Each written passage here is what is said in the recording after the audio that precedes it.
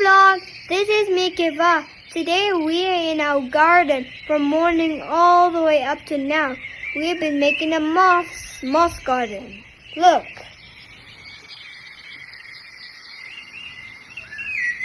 I am going to show you how to put the moss in. You take the green, you put it in, must be facing upwards.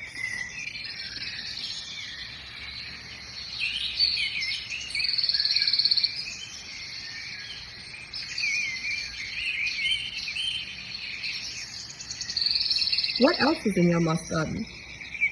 We have moss, bark, stone, white stone, brown stone, fir, succulents, and sticks. So why make a moss garden? For the habitat. And what does moss do? It keeps bad things out of the air. Catch you later. Bye.